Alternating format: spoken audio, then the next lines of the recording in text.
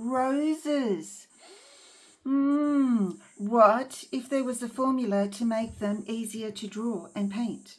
Well, I've been practicing so much, I think I've come up with something. So grab yourself paper and a pencil and let's get going. We need to choose a pose. This will give us the basic perspective. With the perspective of the rose, it all depends on how we look at it. If we were to look at it straight on, the center would most likely be close to a round circle and the petals would go around it and the stem would go right through the paper here, straight back. If we are looking at our rose straight on, that would be the top of the center and it would have a bud and then we would have our petals around it and the stem would be fully visible. On the other hand, a very popular pose for the rose is an oval. So here we have a circle, a very flat oval, and a pretty good oval, where the bud is a bit like this. There is the center of the flower, and then the petals come around like that. Today we're doing a cross between a full-on frontal rose and a side-on rose with an ellipse like that. I'm using these erasable dual markers by Montmartre. They're really fantastic because you can draw something and then erase it. It's a bit tricky to draw on top of the erased area afterwards, but it's great for visuals, so I like them. Next we have the center of the rose, which can look a bit daunting, but we can simplify it with some simple triangles. It looks all right, pretty modern, but we can make that a little bit more traditional. Let's just curve these triangular lines, like that. So it's still a triangle, the lines are just curved. You can do this. Then, to take it a step further, you can add little C curves to these lines, like that, and even on the inner ones here. And now you have heaps of petals, and you can even go inside. That's a good start. Then what I found was, if I gave my rose center a little body, this is the rose bud area. All the petals grow from this point outwards. Go like this and like that and like this. When we were in kindergarten, we used to draw roses like this. And that's not bad. You know, that's actually really good because the rose does grow like that. It grows like a spiral. But in looking at lots of roses, I have found that even this plastic one, well, look, there is a bit of an oval there and maybe a bit of a triangle in there. This is a very bad example because all my roses have died already, but this is what we're going to do. We have an oval and a triangle. Now let's put around this shape something with 4 sides. And you know what? It doesn't look that bad.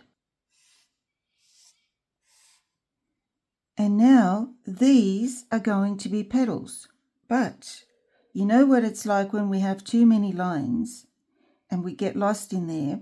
We are going to draw the front petal first. So I'm going to put another line in there and draw this as the first petal because then we can stay away from the area. This is the fold of my petal. If you'd like a refresher course on some basic rose petals, have a look at the video up here in the corner. But now there's the base. So it's got to grow out of there so it comes down here. This is a super important part of the formula of the rose, to always have the petals pointing to the base of the bud. It'll make all the difference. I'm going to erase some of these front lines and it'll look better straight away. And now, coming over to this one here, it's a bit angled. There's the base. So our petal comes out. and it's under there as well. It's folded over. If this was one continuous line, it would go like this. Under there, here, and over here. These are very straight lines, but I can make them a bit curlier. Look, I can just go. I have drawn over the fold now because we've established how our petal goes. So it's coming back to the base. It makes all the difference. And I'm going to make this petal a little bit more rosy. So there. Now let's grow a petal at the rear of the rose, and we need to grow it from the base of the bud, which is of course round. If we extend some imaginary lines from the base to the desired position, and then very briefly suggest those lines just a little bit, it makes all the difference. And then of course we have another one, and we point the sides of the petal down to the base. So when we go around with larger petals, the petals are larger, but they still point down to the base. Look at this line. There, there. So if I was to come out here, it would be there. Okay, so based on that, let's draw a rose. Here's our center part, and here is our rounded triangle. Triangles, triangles, little curved ones. We'll colour in the inside bit, and we'll give these lines some curves. See, straight away it looks a bit like a rose. Now, we shall give it a base. All the petals are going to grow from here, and they'll grow out and up and out and that way, and all these lines point to the base. Very important.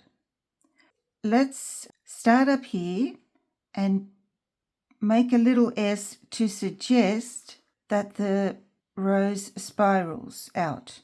So I started there and came down.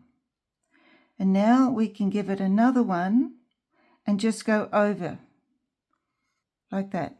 At this point here, we're going to have a petal. The petal's going to start from the bottom and fold over, and look, my continuous line, and comes down like this. Of course, there are a lot of lines here, and we don't need them all, but we'll figure them out. Now, from the inside of this, another curve. It's actually the fold, the one that we're not meant to draw, but in this instance, we draw it first. So now, if I start at the bottom, where the petal grows from, and think about my petal, then I'm making the fold like this, and I am going with that straight line down to the center because that's where the petal comes from. But now I want to take the next petal from the inside here, so I need to draw another curve. I won't need that little bit, but I'll rub it out later. So now when you think about it, if this is the petal, it needs to come down to the base. The base is a circle or an oval. So it comes down to here. This is how it grows. And now, our petal seems to make more sense. We can give it a little bit of a fold. And there we have it. We'll start here on the inside. I'll just make a C curve like that. And now remember, this line is a petal, so it's got to have some connection here with the base. So I just look and look and look. The line has to point down to the base. And then I can make a little fold out of this with a different color, just so you can see something really important. You get these markers at Montmartre. There's about 6, I think. I want to show you with the blue one. Here was the fold of this petal, but now we also have, the cupping on the bottom of the petal. where the petal dips like this. Now you may see that in your drawing and you may not. And this here is the cupping. The actual border of the petal would have been hidden in there. And I can make this particular petal look a bit more interesting and make it come out like that. All right, all these lines will be rubbed out. Let's rub out some of these lines that are in the way. I wouldn't be drawing a rose on a day when you're really tired. Like a puzzle. Now let's add some outside petals to this. And I'm going to start from the base. I imagine my large petals starting at the base and then coming back down again. And I'm giving a slight indication at the petal of the direction that it's going in. And do the same for the next petal too, making sure to point the petal to the base. Start here silently, come out, and therefore, and silently go in. I'm choosing to give my rose 5 outside petals, which could be seen as a star. We might add some more to it. Point is that these lines come towards the base, and then we might have one pointy one here. Here we have a simple little triangular center, another triangle, and then we can make... Here's a super tip. When using a micron marker, make your lines as squiggly as possible. You get away with so much more and your artwork looks way more organic. And now we've got a petal that swirls around, so got to think a little bit as to how it would go, but we've got the formula. We know it spins around and we know the petal has to come back to the base. So now let's come around to the next one. I'm going to start it not down there where you can see that little point, but there.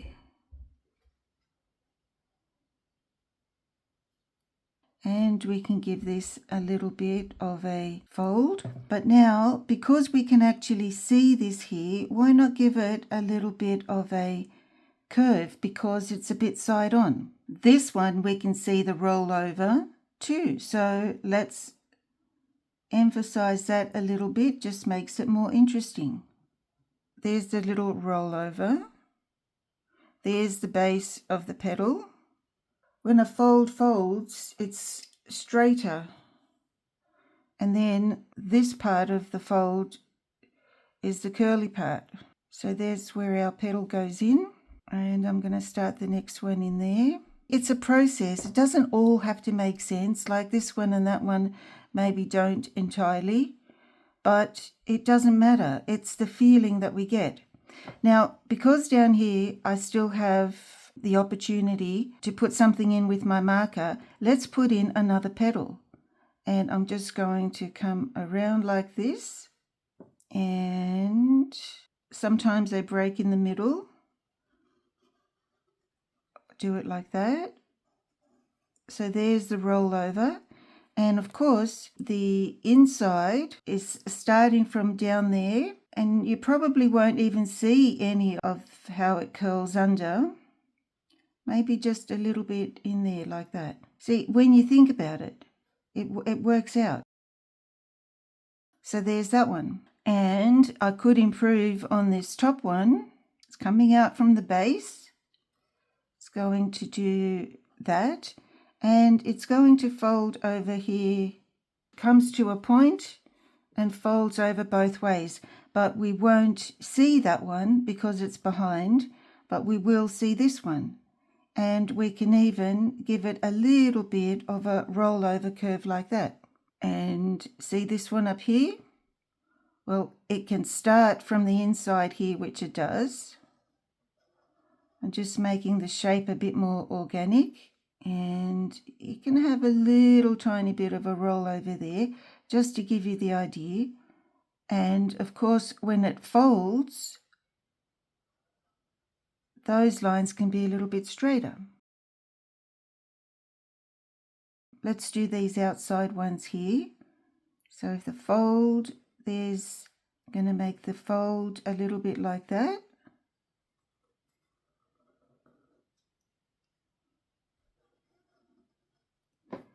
And this back one, just changing it a little bit. Make that straight there because it could be, folding downwards.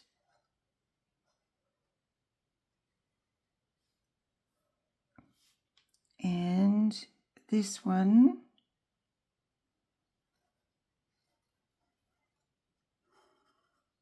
and this one. So again, this one comes over. See, I've changed it a little bit, but that's okay because that's what it's all about. And now I am going to erase all these pink and blue lines and see what we're left with. I have drawn so many different roses with this method and it just always works. I know it looks a bit messy now because it's smudged, but anyway, has this increased your confidence with roses? I hope it has, because it has increased mine. I can see that I could put in the base bulge out of the petal in there. Why don't you share some roses with me? I'm going through the process of launching my school community and I'm really excited about it. And we can share images there, and I'll be having all these courses on leaves and petals and roses. Great community to talk, discuss, ask and learn and just have a bit of fun. And we're going to have some live meetups as well. So I can't wait to see you there. So just to recap, decide on the angle of your rose. If you're doing the same one we did here today, start with an oval and give your flower's center a body or a bud. So you now have an oval and a bud. You might like to try the triangular method for the center using curved lines instead of straight lines, and then give each of them a little C-curve, suggesting a fold. Plot in the directional lines starting at the base of the bud. They'll help you keep on track.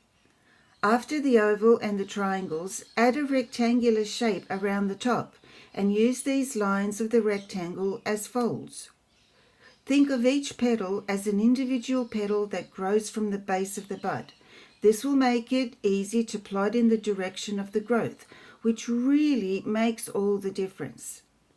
Roses aren't easy and they require some focus, but you can do this, especially with a plan that works. Next time, we'll be painting a rose in watercolor. As always, ask me any questions and we'll sort through them. And if you'd like a refresher course on basic rose petals, see my tutorial up here and have fun with it.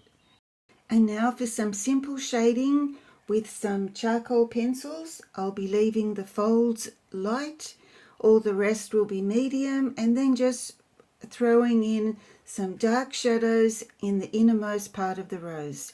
And while all this is happening, you might like to join the chorus of beautiful birds that we have here singing in the morning.